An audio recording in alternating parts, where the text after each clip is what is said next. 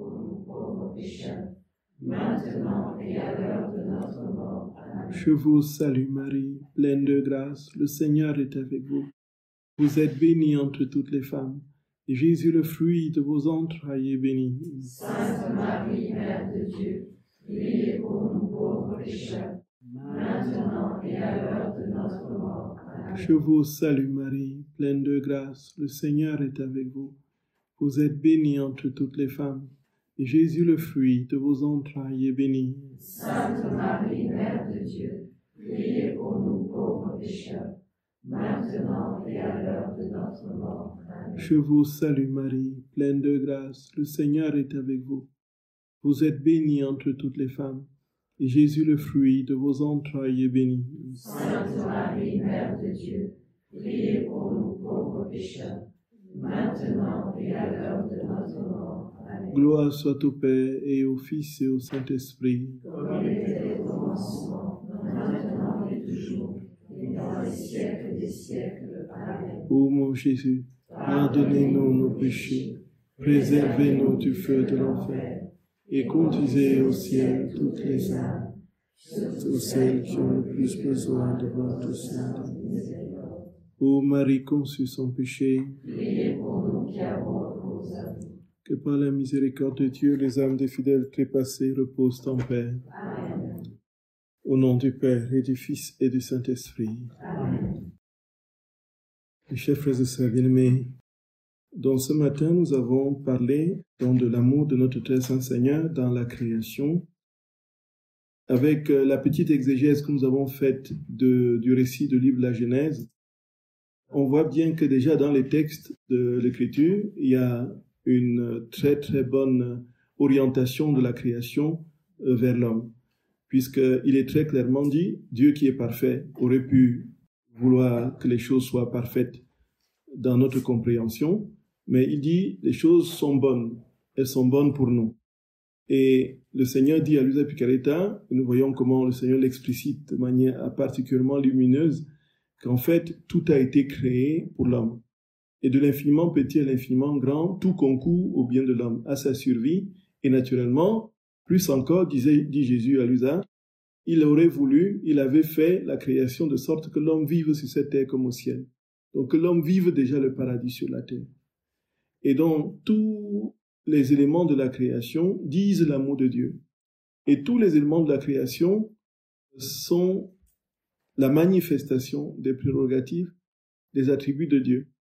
Donc Dieu d'une part dit son amour dans tout ce qui existe et de l'autre nous fait comprendre ce qu'il est dans tout ce qui existe. Alors qui est-il? Il est force, puissance, douceur, amour, tendresse, ainsi de suite. Et tous les éléments de la création nous montrent justement tous ces attributs de Dieu. De même qu'ils nous disent tout l'amour que Dieu a pour nous. Donc ça, c'est absolument lumineux.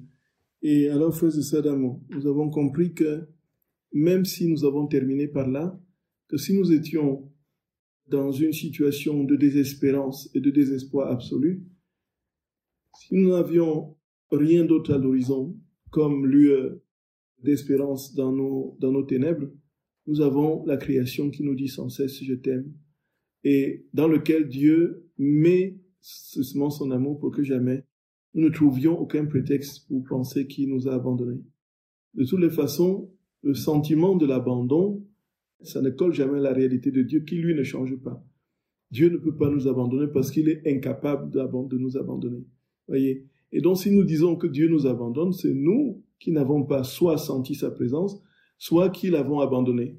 Et puis, nous nous plaignons, et puis nous le prenons comme bouc émissaire de ce qui nous arrive parce que on conclut immédiatement qu'il nous a abandonnés, simplement parce que nous n'avons pas compris, d'une part, ses plans, et l'autre parce que nous n'avons pas compris que même dans ce que nous vivons de difficile, il est présent.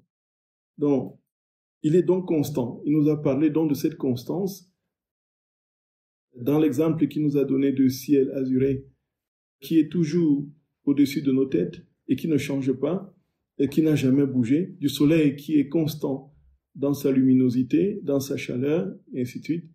Et de même, Dieu est constant dans ses œuvres. Il est entièrement total dépossession de soi. Quel que soit ce que nous voulons et faisons, il est toujours amour. il ne changera pas, il ne cessera pas d'être amour. Et ne cessant pas d'être amour, il n'y a pas lieu de penser un seul instant, frères et sœurs bien-aimés, que nous ne sommes pas aimés. Puisque tout, comme dit Jésus, même quand nous ne nous rendons pas compte de cela, alors dans un passage, effectivement, Luisa pose la question à Jésus, tu dis que toute la création dit ton amour pour moi, que toute la création me dit je t'aime. Mais alors, je ne connais même pas tout ce qui existe. Comment puis-je savoir que c'est vrai, que tout ce qui existe dit son amour pour moi? Alors, le Seigneur lui répond, mais en fait, les hommes, eux, quand ils aiment, quand ils vous êtes de vis-à-vis, alors ils disent toutes sortes de bonnes choses, de belles choses. Soyez, ils disent que je vous aime, je vous donne tout mon cœur, je vous donne tout mon amour, vous êtes tout pour moi. Et puis, quand vous êtes absent, quand vous ne vous voyez plus, cet amour s'effiloche. À un moment donné, il disparaît même. Or, le Seigneur dit à Luisa, voilà les hommes. Moi, le fait que tu ne vois pas tout ce que j'ai créé, c'est des amours, l'amour caché, mon amour caché, toi, voyez. Donc, en fait, quand tu verras ces choses, ils te diront mon je t'aime. Même quand tu ne les vois pas, ils sont en train de te dire je t'aime. Moi, je ne change pas en amour, voyez. C'est absolument lumineux. Et alors, frères et sœurs bien-aimés, nous allons continuer toujours dans cette lancée. Donc, en fait, ça, c'est un travail que je fais depuis un certain temps. J'ai commencé avec le groupe des prêtres et puis le groupe des responsables de Cénacle. Et puis là, au fur et à mesure qu'on creuse, on se rend compte vraiment de l'ampleur de dégâts que le péché a créé, a généré en l'homme. Combien le péché nous a laminés, frères et sœurs d'amour. Nous voyons combien nous sommes portés immédiatement à voir les choses du mauvais côté, à voir que tout ne va pas aller, à voir que ça va. Il faut un effort titanesque pour se poser du côté de l'espérance. Et c'est là que nous comprenons que vraiment le péché est passé par là. Là où les choses devaient naturellement se présenter à nous comme une évidence. L'amour de Dieu, quand nous entendons, quand nous voyons le petit chien qui circule, quand nous voyons comment il est doucereux ou bien comment il vient nous manifester son affection, quand nous voyons, tout devait être évident dans l'amour de Dieu. Mais comme notre cœur est marqué, fragilisé par le péché, cette perception disparaît. Et nous sommes toujours dans la logique d'une relation instrumentale avec les personnes et avec les objets qui nous entourent, la nature qui nous entoure. Nous sommes loin de voir Dieu nous dire son « je t'aime » dans tout ce que nous rencontrons et dans toutes les personnes qui sont autour de nous. Même si ces personnes, visiblement, semblent ne pas forcément nous aimer, leur présence nous dit que Dieu nous a créés en humanité, frères et sœurs. Et c'est par amour qu'il a fait. Voyez? Ça, c'est absolument lumineux, frères et sœurs d'amour. Donc, Jésus dit que tous les éléments de la création disent à l'homme « je t'aime » et Jésus dit quelque chose de particulièrement lumineux, frères et sœurs d'amour, qui va tout simplement nous impressionner. Il dit que il a préféré l'amour des créatures à sa propre gloire. Qu'est-ce que cela veut dire? Il dit qu'il aurait pu doter tous les éléments de la création d'une raison. Et donc, tous les éléments de la création, vous imaginez que tout ce qui existe ait une raison. Qu'est-ce qu'ils allaient faire? Ils allaient être dans une louange continuelle, dans une adoration continuelle, dans un amour continuel. Le soleil devait chanter la louange de Dieu, lui rendre gloire, le bénir, le magnifier. De même la lune, de même les étoiles, de même les planètes, de même les galaxies, de même les océans, les mers, les rivières et tous les habitants, de même les forêts, les savanes, de même tout ce qui existe, les poussières au bord des eaux, ainsi de suite. Tout devait, s'ils avaient été dotés de raison, devait être dans une louange et une gloire perpétuelle. Donc nous imaginons, mettons-nous à la place du Seigneur. Qu'est-ce qui va se passer? On va dire, bon voilà, mon Seigneur, tu m'as... Voilà, on va dire, bon, moi je suis le créateur de toutes choses. Et tout ce que j'attends et tout ce que je veux, c'est que tous m'adorent et me glorifient. Et donc, qu'est-ce que nous aurions fait? Effectivement, si nous avions ce pouvoir, nous aurions doté tout ce qui existe de raison pour nous donner la gloire, pour nous rendre gloire, pour que nous nagions dans la gloire des créatures. Jésus a dit non. Mon amour était plus fort que ma gloire. Voyez, frères et sœurs d'amour, c'est absolument puissant. Mon amour était... Donc nous voyons qu'il n'a pas fait ces choses, il n'a pas ordonnancé la création pour que cette création lui rende gloire. Il a ordonnancé cette création pour que cette création, justement, serve à l'homme qui, lui rendrait gloire. Donc c'est toujours en vue de l'homme, encore une fois. On voit bien comment notre Seigneur agit. Il dit son amour était plus fort que sa gloire. Il le dit au tome 33 du 18 novembre 1934. Il dit, « Ma petite fille de mon divin vouloir, notre amour dans la création est si grand que si la créature voulait y prêter attention, elle en serait submergée et ne pourrait faire autrement que nous aimer. Notre amour pour la créature était tel que nous avons fait la création sans lui donner la raison. Donc Dieu nous a tellement aimés qu'il a créé toutes choses sans leur donner la raison. Oh, si nous l'avions doté de raison, quelle gloire nous aurait-elle donnée? Un ciel toujours étendu sans jamais quitter son poste, parce que telle était notre volonté. Un soleil qui se fait fidèlement et sans jamais changer l'administrateur de notre lumière, de notre amour, de notre douceur, de nos parfums et de tous nos biens, sans jamais modifier son action et uniquement parce que nous le voulions. Un vent qui règne toujours en soufflant dans le grand vide de l'univers, une mer qui toujours murmure. S'ils avaient eu la raison, quelle gloire ne nous aurait-il pas rendue? Mais non, le cri de notre amour était plus fort que celui de notre gloire et nous empêchait presque de donner la raison à la création en disant « C'est par amour pour la créature que nous avons créé toutes choses, et c'est donc elle qui doit avoir la raison afin de venir dans le ciel pour rendre un amour continuel et une gloire éternelle, pour avoir étendu pour nous rendre un amour continuel et une gloire éternelle, pour avoir étendu un ciel sur sa tête, et qu'en chaque étoile, nous entendions son cri d'amour pour nous. Elle vient dans le soleil, et en se transformant en lui-même, s'il lui appartenait, elle nous rend notre amour de lumière et de douceur, et elle nous donne l'échange d'amour de l'administration de nos biens que celui que le soleil lui donne. Par conséquent, il est juste que nous voulions la créature dans toutes les choses créées, pour qu'elle nous donne l'échange d'amour que ces choses nous auraient donné si toute la création avait eu la raison. Nous l'avons donc dotée de raison et nous voulons que notre volonté la domine et puisse prendre le poste royal qu'elle occupe dans la création, afin qu'en union avec toutes les choses créées, elle puisse comprendre toutes nos notes d'amour pour elle et échanger avec nous ces notes incessantes d'amour et de gloire éternelle. Nous ne cessons jamais de l'aimer en acte et en parole, et elle a l'obligation de toujours nous aimer et de ne pas rester en arrière, mais de venir à notre rencontre pour mettre son amour sur nos propres notes amoureuses. Voyez, frères et sœurs d'amour, voyons ce que notre Seigneur nous dit. N'est-ce pas beau? Jésus dit, moi j'ai préféré même être bafoué, même ne pas recevoir la gloire et la louange des créatures, parce que je t'aimais.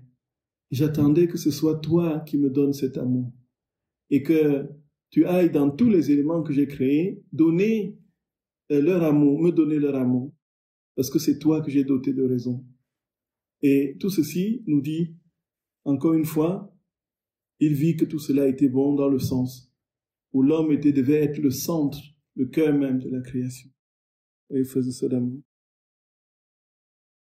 Donc cet amour même qui est invisible et caché, comme nous l'avons dit, même si nous ne voyons, même si nous ne sommes, le Seigneur nous dit « je t'aime », même si nous sommes, supposons, imaginons que je me mets dans une place, dans une chambre fermée, dans une obscurité continuelle sur plusieurs années, et puis que je ne vois rien autour de moi, que je ne sente rien, je n'entends rien. Voyez? Donc, nous pourrions dire, il n'y a rien, rien n'existe humainement, rien n'existe effectivement. Mais le Seigneur dit, mon amour est caché, même quand tu ne le vois pas, quand tu ne le sens pas, quand tu ne le perçois pas. Il reste caché. Il est dans les éléments les plus ténus, les plus infinitésimaux de la création. Voyez, une étoile quelque part dit l'amour que Dieu a pour toi. Tu ne verras jamais cette étoile de ton vivant. Mais c'est autant de chants d'amour qui convergent vers toi. Voyez, autant de chants d'amour de Dieu qui passent dans tous les sables au bord de la mer, dans les océans, qui viennent vers toi, que tu les aies vus ou que tu ne les aies pas vus, au pôle Nord alors que tu es au pôle Sud alors que tu es au pôle Nord. Voyez, tout à l'Est alors que tu es à l'Ouest alors que tu es à l'Est, tout l'amour de Dieu dans tout ce qui existe, de l'infiniment petit à l'infiniment grand, converge vers toi. Nous imaginons, nous sommes donc un concentré d'amour de Dieu. C'est inouï. C'est inouï. Ah! En fait, au cœur de la création, il n'y a pas plus beau. Et il est dit, Jésus dit à Luther Picaretta que quand il a façonné l'homme, en quelque sorte, il en est tombé amoureux. Vous voyez? En fait, il a été dans un tel amour pour l'homme que, voilà. Et voilà, frères et sœurs bien-aimés, avec ça, nous arrivons à la... Donc peut-être je peux vous donner le texte de l'amour qui est de Dieu qui est quelque part caché, même si on ne voit pas. C'est au tome 16 du 18 février 1924. Je me fusionnais dans la divine volonté selon ma manière habituelle, dans le but de rejoindre toutes les choses créées, pour donner à Dieu un retour d'amour, en mon nom personnel et au nom de tous. Ce faisant, je réfléchissais.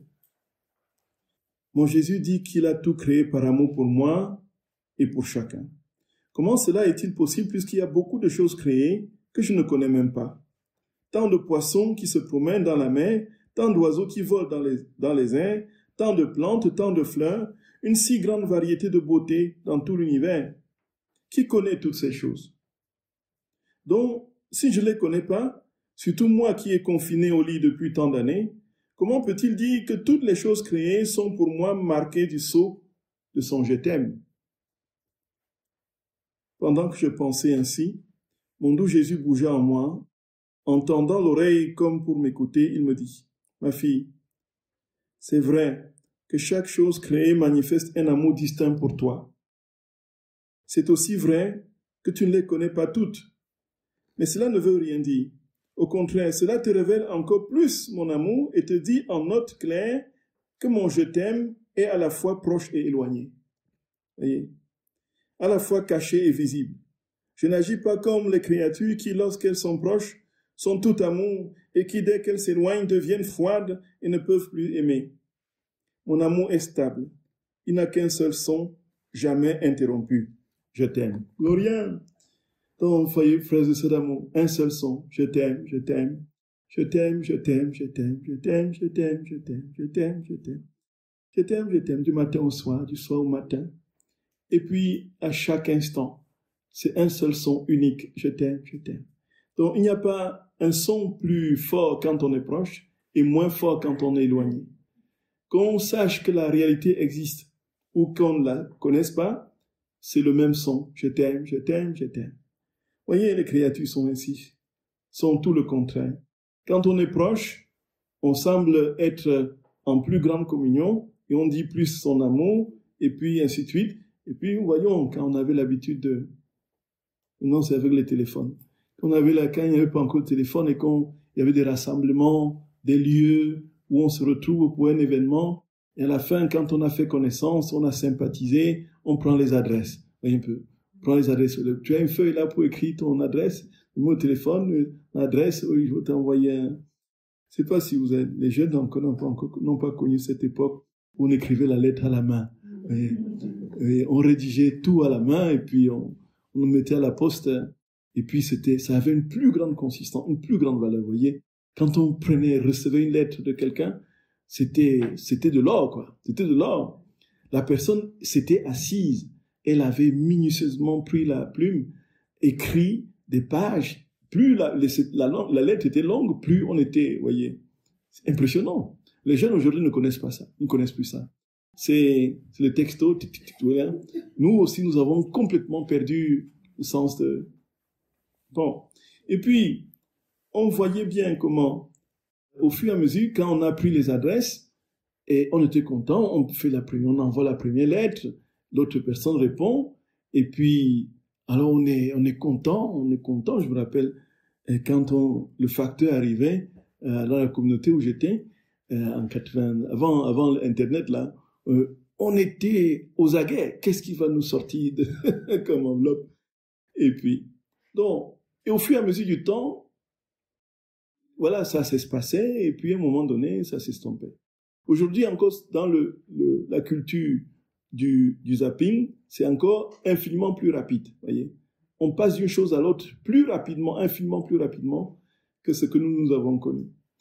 Ici, frères et sœurs bien-aimés, l'homme, quand il est proche, il semble manifester plus d'ardeur dans son amour. Et quand le temps passe et qu'il s'éloigne, cet amour devient faible et finit par disparaître. Jésus dit, que tu sois proche de ce que tu vois, me dit ton amour, ou que tu en sois éloigné, ou n'ayant même pas connaissance, c'est des je t'aime que je te donne, que je t'envoie. Pour nous, ça devrait être non seulement un réconfort, mais frères et sœurs bien-aimés, un point d'appui pour ne jamais désespérer. Pour ne jamais désespérer. Un amour infini, puissant, tenace, comme personne ne peut nous le manifester. Un amour qui sans cesse, voilà, crie à nos oreilles, sous nos yeux, dans notre inconscient, dans tout ce que nous avons et faisons. Voilà notre Seigneur, frères et sœurs bien-aimés. Voilà notre Seigneur. Voilà notre Seigneur. Maintenant, une fois que Dieu crée toutes choses, il crée l'homme. La création de l'homme. Donc je saute un peu les versets. Nous sommes toujours dans Genèse au chapitre 1. Donc commençons au verset 24. Dieu dit que la terre produise des êtres vivants selon leur espèce, bestiaux, petites bêtes et bêtes sauvages selon leur espèce. Il en fut ainsi. Dieu fit les bêtes sauvages selon leur espèce, les bestiaux selon leur espèce, et toutes les petites bêtes du sol selon leur espèce. Dieu vit que cela était bon. Dieu dit, faisons l'homme à notre image, selon notre ressemblance, et qu'il soumette les poissons de la mer, les oiseaux du ciel, les bestiaux, toute la terre, et toutes les petites bêtes qui remuent sur la terre.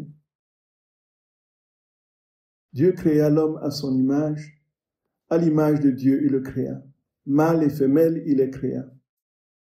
Dieu les bénit et Dieu le dit, soyez féconds et prolifiques, remplissez la terre et soumettez-la.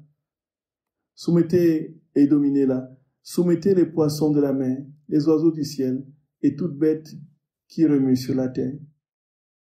Dieu dit, voici que je vous donne toute herbe qui porte sa semence sur toute la surface de la terre, et tout arbre dont le fruit porte sa semence. Ce sera votre nourriture. À toute bête de la terre, à tout oiseau du ciel, à tout ce qui remue sur la terre et qui a souffle de vie, je donne pour nourriture toute herbe mûrissante. Il en fut ainsi. Dieu vit tout ce qu'il avait fait, voilà, c'était très bon. Il y eut un soir, il y eut un matin, 6e jour. Voilà le récit de la création de l'homme. Donc, Dieu dit, faisons l'homme à notre image et à notre ressemblance. C'est Genèse au chapitre 1 du verset 26. Ici, frères et sœurs bien-aimés, assez curieusement, dans le texte hébreu, enfin, dans la langue hébraïque en général, le nous de majesté n'existe pas. Donc, quand on dit nous en français, pour signifier un tout petit peu le respect pour l'autre dans un nous de majesté, ça n'existe pas le nous est toujours au pluriel. C'est toujours le pronom de la première personne du pluriel. Ce n'est jamais est quelque chose à prendre au singulier dans une acception de politesse. Si on est dans cette optique et que si on regarde les choses comme elles se doivent, on comprend donc qu'il y a quelque chose ici qui va tout simplement nous désarçonner. Pourquoi Dieu, qui va ordonner les choses pour qu'elles existent, pour qu'elles sortent du néant à l'existence, va subitement parler dans un nous au pluriel comme s'il y avait une concertation en lui-même. Nous avons ici déjà une première démonstration de la Trinité. Et là, sur ce verset, effectivement, Saint Basile va très clairement énoncer les choses. Il dit, l'homme n'a pas été le fruit d'un décret. Voyez, que le soleil soit, et le soleil surgit.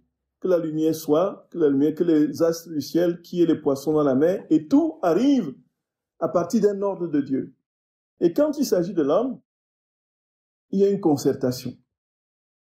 Il dit, faisons l'homme à notre image et à notre ressemblance. Il ne dit pas, voici, que l'homme surgisse, que l'homme soit. Voyez. Et ça, frères et sœurs bien-aimés, c'est absolument puissant. Et surtout quand on sait que Dieu ne peut pas subitement se transformer en plusieurs, alors que là, précédemment, il donnait les ordres de manière, voilà. Ici, frères et sœurs d'amour, c'est là le cœur même de la vie dans la divine volonté.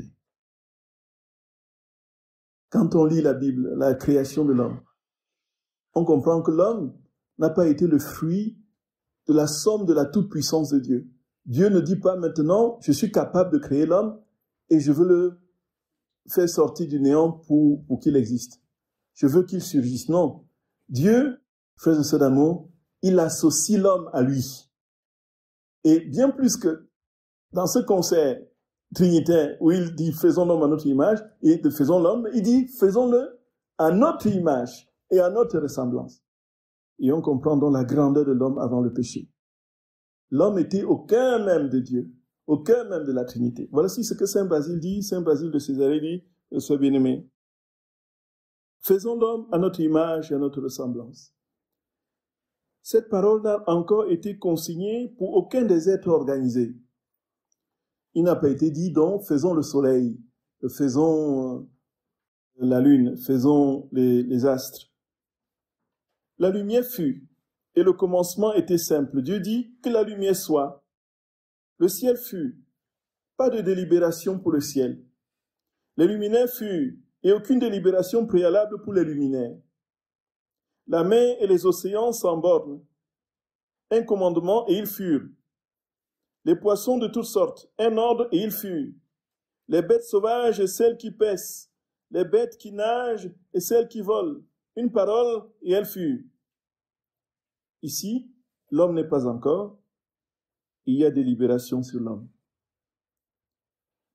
Dieu n'a pas dit, comme pour les autres êtres, que l'homme soit. Reconnais la dignité qui t'appartient. Il n'a pas provoqué ton origine par un commandement, mais il eut en Dieu un conseil pour savoir comment introduire dans la vie ce vivant digne d'honneur.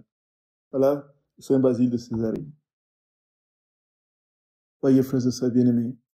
Et c'est pour nous l'occasion, effectivement, de méditer sur notre véritable condition. Non seulement d'enfant de Dieu, créé à son image et à sa ressemblance, mais fils du Père, frère de Jésus-Christ, notre Seigneur, qui a donné sa vie et qui se constitue en nous aujourd'hui dans une vie réelle, non pas simplement mystique, comme Jésus dit, une vie réelle. Et avec ceci, nous avons la claire compréhension de d'où nous venons. Nous venons du cœur même de Dieu, de la Trinité. Nous venons de la substance de Dieu. En fait, avant la chute et le péché, la seule chose qui nous différenciait de Dieu, c'était qu'il était le Créateur et que nous étions la créature. Parce que nous partagions tout avec lui. Le reste, on le partageait avec lui. Sa sainteté, sa nature, son intelligence, sa puissance. Nous étions justement cette petite goutte d'eau dans l'océan de son immensité. Certes, voyez. Nous étions créatures, nous étions, partout où Dieu était, nous étions en lui. Le péché nous a séparés, nous a coupés de lui. Et le Seigneur dit maintenant que le but de la vie dans la divine, c'est de nous faire revenir dans ce giron trinitaire. Nous faire revenir d'où nous sommes sortis, dans le cœur de Dieu. Vivant de son même amour. Nous imaginons, frères et sœurs bien-aimés, quand ce moment viendra, où nos cœurs seront complètement débordants d'amour pour le Seigneur, remplis d'amour pour tous, nous imaginons que la terre et que nous allons vivre. On ne sait pas quand ça viendra, mais ce qui est sûr, c'est que le Seigneur a promis dans le Notre Père que sa volonté se fera sur la terre comme au ciel. Nous imaginons un monde d'amour, où tous sont remplis d'amour pour tous, où tous sont humbles, tous veulent la dernière place. Vous voyez quelqu'un, il va préférer la dernière place. Tout le monde veut préférer la dernière place. Parce que tout le monde voudra la dernière place, tous auront la première place. Voilà. Et comme la Trinité, le Père, le Fils et le Saint-Esprit, il n'y a pas de conflit en eux. Parce qu'ils partagent la même volonté. Et ce que veut le Père, le Fils le veut. Dans la communion du Saint-Esprit, dans une même volonté que le Père et le Fils. Donc en fait, il ne peut pas avoir de dispute entre eux. Le Père ne peut pas dire « je veux ceci » et le Fils dit « non, faisons plutôt comme ça ». Mettons, je veux telle chose. Et puis le Saint-Esprit vient trancher un peu. Mais cessez de vous battre. Je veux vous dire ce qu'il faut faire. C'est pas possible. C'est pas imaginable. Et alors, frères et sœurs d'amour, avec ceci, Jésus nous dit très clairement que vous êtes sortis de Dieu. Vous êtes sortis de moi. Vous êtes d'autres moi. Vous êtes d'autres dieux. Des petits dieux, comme dit l'Épître aux Hébreux. Et justement, comment est-ce que nous étions à l'image et à la ressemblance de Dieu? Ici, frères et sœurs bien-aimés, quand on entend être à l'image et à la ressemblance,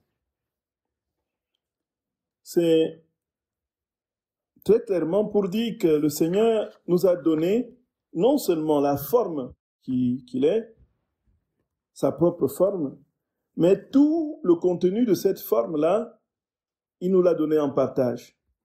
Alors, quelle est sa forme? Quelle est la forme de Dieu?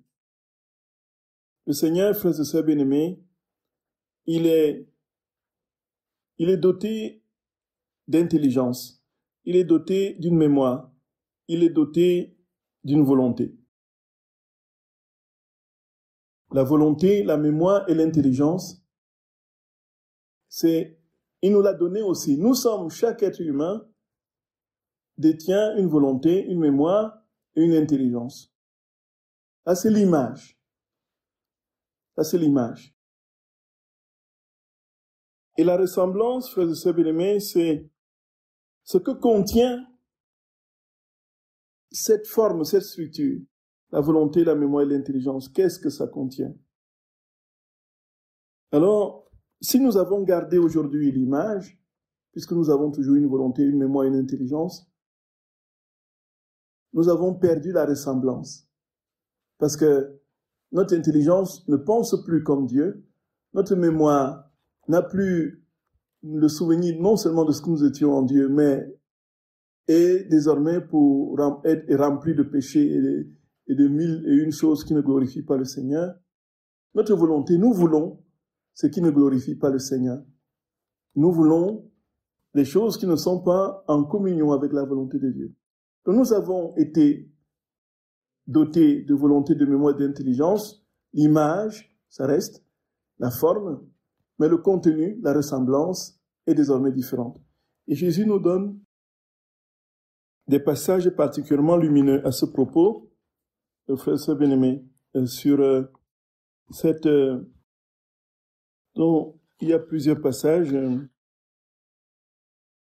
Il y a un texte du tome 14 du 8 avril 1922. On lui a dit, me trouvant dans mon état habituel, je réfléchissais sur la souffrance qu'a éprouvé mon cher Jésus au jardin de Gethsémani, quand toutes nos fautes sont apparues devant lui. Grandement affligé, Jésus me dit, dans mon intérieur, ma fille, ma peine était immense et incompréhensible pour un esprit créé. Elle était particulièrement intense quand j'ai vu l'intelligence humaine toute déformée. Ma belle image que j'avais reproduite dans l'esprit créé était devenue horrible. Nous avons donné à l'homme une volonté, une intelligence et une mémoire. La gloire de mon Père céleste s'irradiait à partir de la volonté humaine. Il avait revêtu de son pouvoir, de sa sainteté et de sa noblesse. Il avait laissé des avenues ouvertes entre lui-même et la volonté humaine, afin que cette dernière puisse s'enrichir à même les trésors de la divinité. Donc il y avait une communication continuelle entre la volonté du Père et notre volonté. Et nous étions dans cette communion totale, continuelle, qui faisait qu'il y avait des boulevards, comme dit notre Seigneur, qui étaient entre le Père et le Fils, entre le Père et la créature, et qui, voilà, là c'était la volonté. Entre la volonté humaine et la volonté de Dieu, il n'y avait aucun départage entre mes choses et tes choses. Tout était gardé en communion dans un accord mutuel. La volonté humaine était à l'image de la nôtre, semblable à notre essence, un reflet de nous-mêmes. Ainsi, notre vie était destinée à être la vie de l'homme. Mon Père, lui, avait donné une volonté libre et indépendante, à l'instar de la sienne. Comme cette volonté humaine a été défigurée, ayant échangé sa liberté contre l'esclavage des passions les plus viles. Ah, c'est cette volonté dénaturée qui est la cause de toutes les misères humaines actuelles. Elle n'est plus reconnaissable. Comme elle est loin de sa noblesse initiale, elle donne la nausée. Voyez. Et Jésus dit, plus tard, moi, le Fils de Dieu, j'ai contribué à doter l'homme d'une intelligence, dont le Père donne l'homme de la volonté, le Fils de l'intelligence. Voyez. C'est d'ailleurs le Logos. Le Logos. Au commencement était le Logos. Le Logos était avec Dieu. Donc c'est le Verbe de Dieu. C'est la parole de Dieu. C'est l'intelligence de Dieu. Voyez. Qui en même temps. Et donc c'est le Fils qui a contribué à façonner notre intelligence. Donc, Jésus nous donne une intelligence à laquelle, dit-il, j'ai communiqué ma sagesse et la science de toutes les choses, de telle manière qu'en connaissant ces choses, l'homme puisse les apprécier et en bénéficier pleinement. Mais malheureusement, l'intelligence de l'homme est devenue remplie de vices abominables. Il a utilisé ses connaissances pour régner son Créateur. C'est ce que nous voyons aujourd'hui, frères et sœurs d'amour. Ce que nous voyons aujourd'hui de la manière la plus effrayante qui soit. Et nous voyons même déjà notre capacité d'appréhender les choses.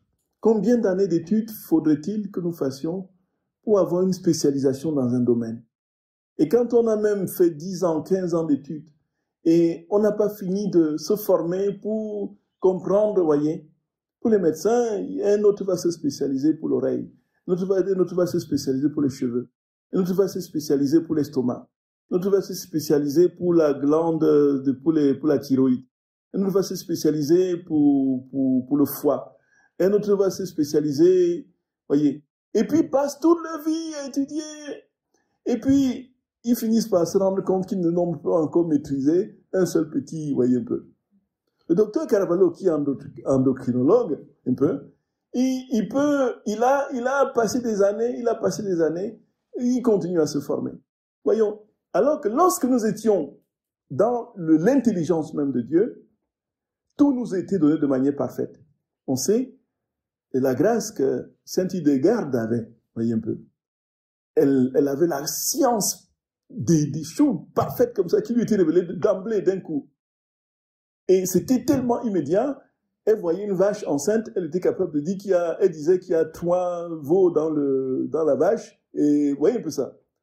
Donc, la science innée des choses a disparu du fait de notre coupure de l'intelligence humaine, de la volonté, de l'intelligence de Dieu. Et aujourd'hui, quand on a un peu de cette intelligence, qu'est-ce qu'on va faire? On va chercher à fabriquer on va faire les embryons chimères là, on va croiser les hommes et les animaux dans les laboratoires, voyez un peu pour créer soi-même une nouvelle espèce de, voyez. Jésus dit, on a utilisé cette intelligence pour désormais renier son Créateur. Voyez, frères et sœurs bien-aimés. Nous voyons bien la différence entre l'image et la ressemblance. On a gardé l'image, mais on a perdu la ressemblance. Qu'est-ce qui est aujourd'hui dans notre intelligence? Ce n'est plus ce qui est dans l'intelligence de Dieu. Qu'est-ce qui est dans sa volonté? Ce n'est plus ce qui est dans la nôtre aujourd'hui. Nous voyons. Et maintenant, que fait le Saint-Esprit? Le Saint-Esprit nous dote d'une mémoire. Nous voyons bien que ce que dit le catéchisme de l'Église catholique, c'est que la révélation privée explicite la révélation publique définitivement close.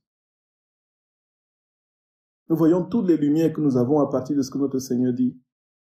Ensuite, dit Jésus, le Saint-Esprit a participé en donnant à l'homme une mémoire, de telle sorte que, en se souvenant des nombreux bénéfices reçus dans sa relation intime avec son Créateur, il soit pénétré des courants continus d'amour. L'amour était destiné à couronner cette mémoire, à la pénétrer. Mais quelle tristesse pour l'éternel amour! Cette mémoire sert à se souvenir des plaisirs, des richesses et même des péchés. Ainsi, la très sainte Trinité a été expulsée des bienfaits même qu'elle a accordés aux créatures. Ma peine en voyant ainsi déformer ces 3 capacités données à l'homme est indescriptible. Nous avions établi notre trône en l'homme et lui nous a expulsés. Voilà, frères et sœurs bien-aimés. Oh Jésus d'amour, nous voulons te consoler, Seigneur. Nous voulons te consoler. Nous ne savons pas comment faire, vraiment. Et c'est pourquoi, frères et sœurs d'amour, notre Seigneur nous dit, donne-moi ta volonté, donne-moi tout ton être, pour que je te rétablisse, pour que je te restaure, pour que je te redonne ma propre volonté, ma propre mémoire, ma propre intelligence, pour que tu retrouves la ressemblance que tu as perdue. Aujourd'hui, tu n'as que la carcasse, voyez, le squelette, l'image, remplie de rapines, voyez. Quelle image pourrait-on prendre pour illustrer cela, frères et sœurs d'amour? Seigneur a posé 3 coffrets, voyez, remplis d'or, d'encens et de myrrhe. Allons sur ce que nous connaissons dans l'Évangile, voyez un peu. Dans le premier coffret rempli d'or, nous sommes venus le vider. Et qu'est-ce que nous avons mis à la place? Nous avons mis à la place, qu'est-ce qu'on peut prendre? Du fumier, voilà. Nous avons mis à la place du fumier. Et puis, au deuxième, parce que l'intelligence humaine qui est maintenant en train de détruire le monde, nous avons mis, n'est-ce pas, toutes sortes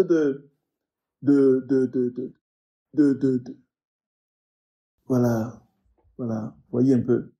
Donc, nous l'avons rempli de toutes les crevasses. Vous voyez que les animaux purulents là, qui sont morts, on les a mis là, on les a refermés. Et puis, parce que c'est l'intelligence humaine qui est en train de... Et puis, la mémoire, nous avons mis quoi? Tout ce qui est... Nous imaginons 3 coffrets comme ceux-là. Seigneur a rempli de tellement de belles choses odoriférantes, avec toute l'exaltation, le bien-être que ça peut nous procurer. Nous les avons vidés, nous les avons remplis de rapines, de toutes sortes. Imaginons ce qu'il y a de plus abject qui sont dans ces 3 coffrets. Et voilà, le Seigneur dit maintenant, tu m'as expulsé, Mon projet maintenant, c'est de te redonner ce que je t'ai donné. Et ce sera encore bien plus fort. Le Seigneur va augmenter les quantités. Non seulement on va augmenter les quantités, il va rendre tellement stable cela en nous qu'il ne sera plus possible de les vider, de vider ces coffrets. C'est la vie dans la divinité. Voyez ça, frères et sœurs d'amour. Le Seigneur veut créer de nouveau des boulevards, des courants entre sa volonté et la nôtre, entre son intelligence et la nôtre, entre sa mémoire et la nôtre, de sorte que nous retrouvions notre état premier avant la chute. Voilà, quand on comprend l'Écriture, la Bible, avec les lumières de la divine volonté, voilà ce que ça veut dire, créons l'homme à notre image et à notre ressemblance. Le Seigneur veut nous recréer. Il veut nous recréer, frères et sœurs d'amour. Il veut nous recréer. Je vous salue Marie, pleine de grâce. Le Seigneur est avec vous. Vous êtes bénie entre toutes les femmes. Et Jésus, le fruit de vos entrailles, est béni.